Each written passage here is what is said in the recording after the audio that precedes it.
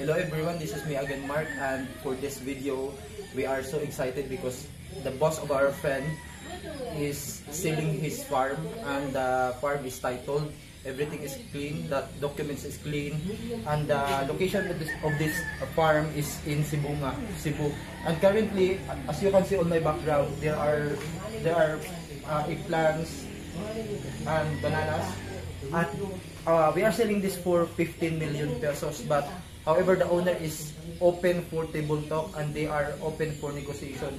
And right now we are updating because the lot is just like rolling. It's not 100% flat, but mostly usable. The lot is usable because as you can see there, it's sloping, going down and going up. And then later on I will point out the perimeter of this property. I want to highlight that this property is not prone to flash floods, not prone to landslides. And we know that Cebu recently suffered earthquake and a typhoon, but as you can see, the farm is still standing. And I want to start the perimeter. As you can see, there are plants, or I want to point out the perimeter coming from there, going there, going around, and as you can see that plants there, it's still part of the property, going up and there.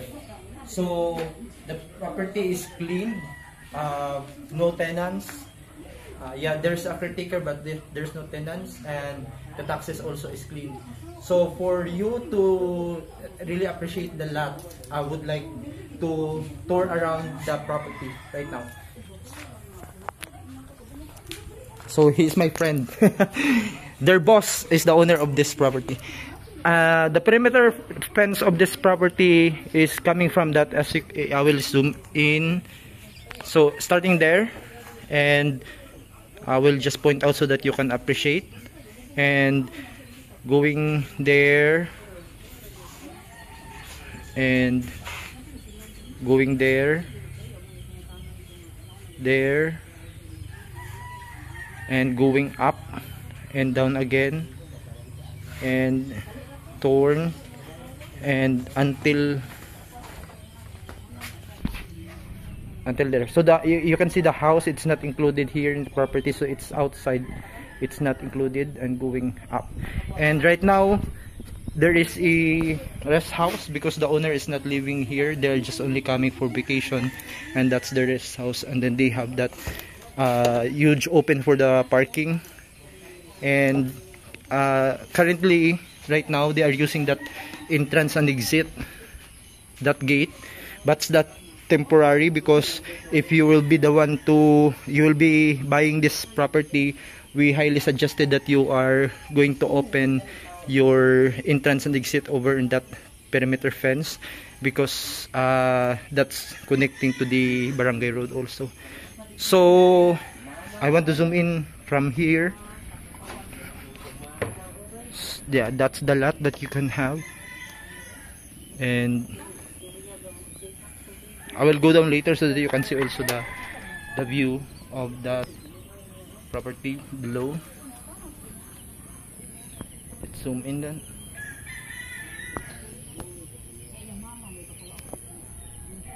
That.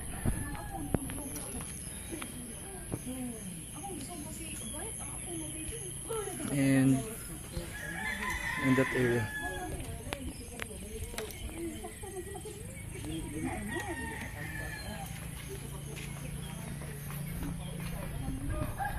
And here. Partially the owner developed the lot. That's why there is this beautiful stairs, solid concrete stairs. And this is the parking that the owner made, and they are also able to make this bahay kubo. Another good thing with this farm lot is that you have your very own source of water, because the owner also invested in making the deep well, and I will show you the deep well also so that you can appreciate the property. Another stairs eh. Aray. I am going down now because I want to point out the best opening of the property that's connecting to the barangay road, because temporarily they are using the private lot for the road, and we are now going to the barangay road connection.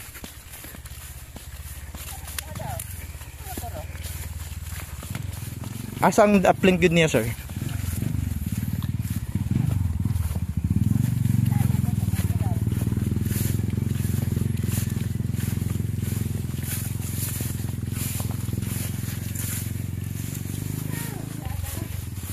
I want to see it actual.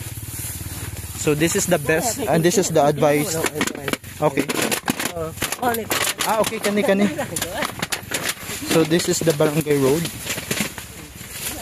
So this is the better road here. This is the barangay road. And let's go back to the property. So Sir Julito is guiding us. He is the caretaker of this lot, because the owner was not able to go with us because they have other things doing sa city.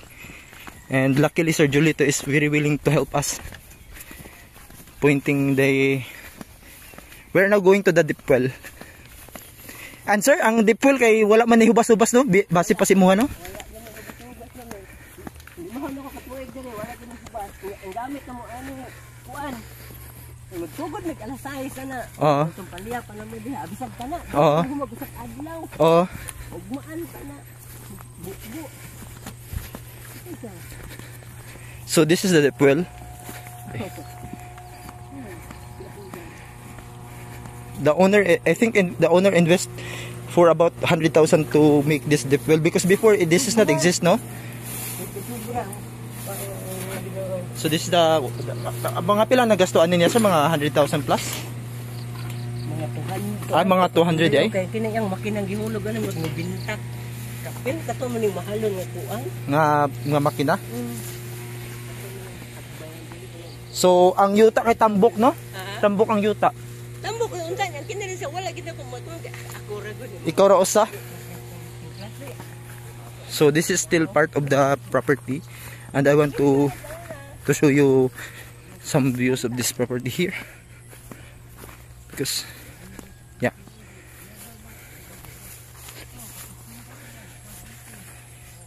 and I want to go up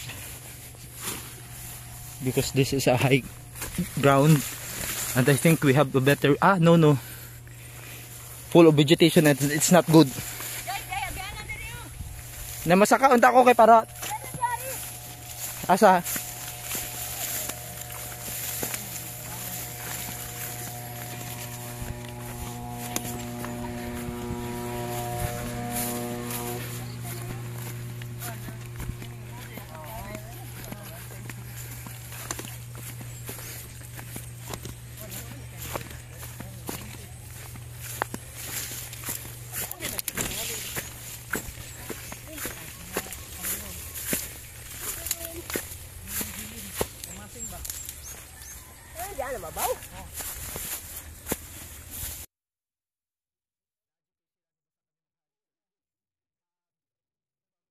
From the start of the video,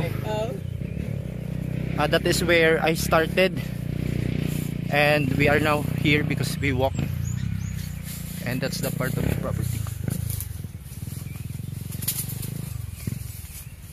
And I want just to zoom in the rest house, and that's the farm.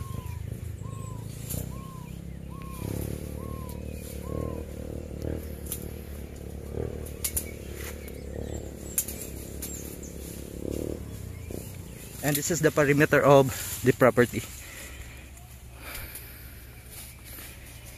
So we take an extra effort so that you can see that we are dealing the clean farm. And yeah, this is it. And maybe you can clean this one, then you can use, because it's still part of the property man, diba? And this is the perimeter of the property. And let's go back because I want to show you some more.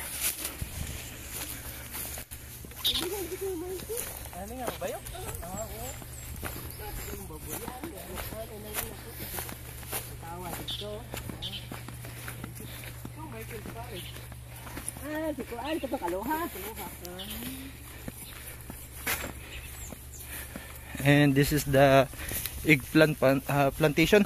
I think those ano nagasubay nga saging sir kato i-zoom in ako. Apil na siya dire? Wala. Katong mga saging kasubay? Okay. Pila kubok apel na dire pero kuan nano to gawas. Oh, most no dili no. Gipurel mo. So wala siya ilubin no, walay butong no. Ang yuta walay butong. Walay butong, walay lubin. Usa kana siya usa. Usa ra ka buok no. Duha, tulo. Okay. Nay tulo ano niya. Pagdating hana gani sa una man kay gipirong talon gani lubi. Oo. Kakao. Pag abot sa hangin. Aray. Aray. Ato dito barko na makuha mo tunga. Ato ko. Tana. Tuok-suok mo yan yung mga talungan.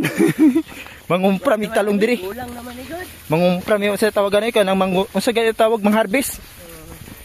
Mangharvest yung talong. Oh, nice kay mga talong oh. Puno na naman, gulang na siya. Ato dito na ilang bubuan. O sabi bitong kana ilabay na? Oo, daruhon na. Kani mga bunga ni ilabay ni. Oo, makuha na na. Ginabaligya man na sa karbon nga na oy. Ulahi naman, kanang ko na bagulang na. Uy, sayang kay sir ilabay sir. Sayang jud kayo gyud. Da dire, wala may bunga dire. Kani mga bunga ilabay nimo. Uy, dili jud sayang nga ni. Maski baligyan nimo 20 ang kilo mahalin man eh.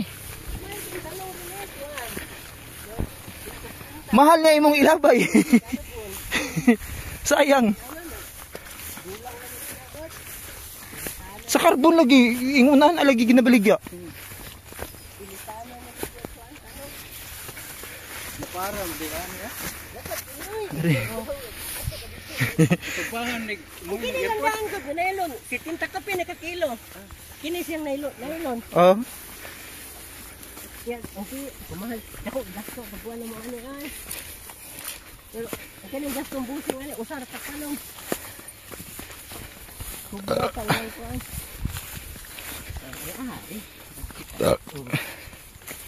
Akade kade. O kani iyang point. Oo. Gusto nga. Nice kayo. Ako ay ginawa ko.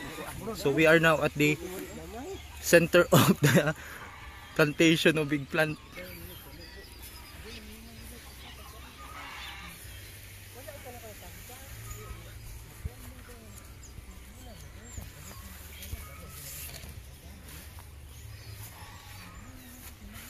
So from the start of the video, I was there.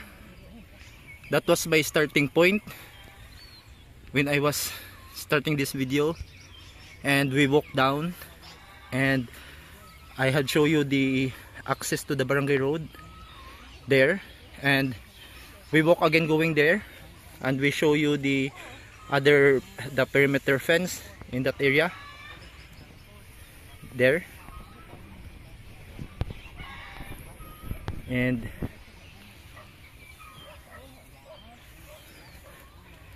let's go to the other side. See, you have water, oh. You have water supply, unlimited water supply. No, kaning tubig sir gikan is deep well, no? Kaning gadagan ani ron. Buto man usahay. Kani o si sir maka i-testify ra gud sir nga tinuod nga dagang tubig diri. Videohan ti ka sir. Dato ganoto na mo ba? O kato ang namuboy ang anak. So, nako na kuan kanang mga bata. Bata din. Kanang kuan wa kanang. So dili mi na makak nga naajoy tubig kay mao mostly ang ano sa farm ang concern ang water. So kung ang purpose ani is i-farm gud siya, nice jud kayo. Masaka ta balik kay init ra ba kayo? Unsa mo? Kulang ta. Are.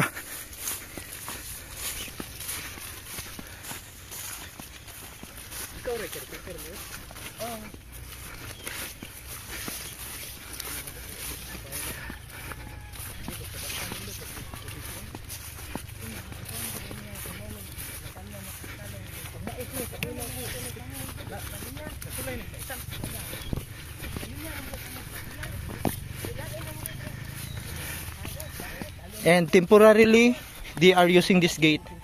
But it's just temporary because that's connecting to the private land. And this is the, we go back.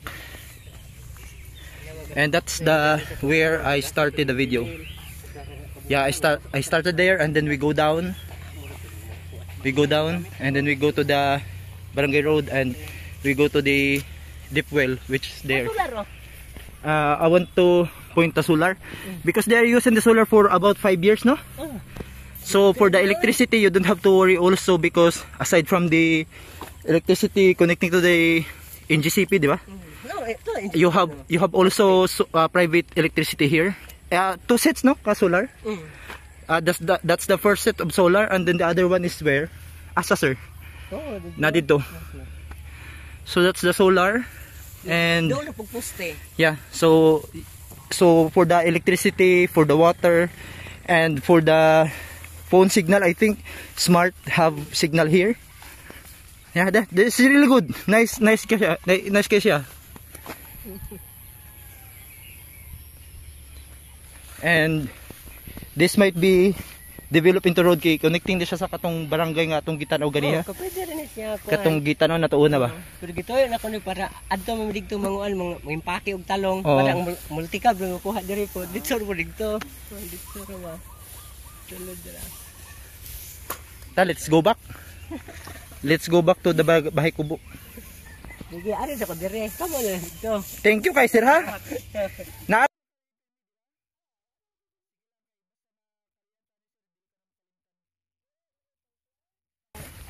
pangkulapo. Hala, gitabi na ko di. Ako na ikat. They have also lemon sito here.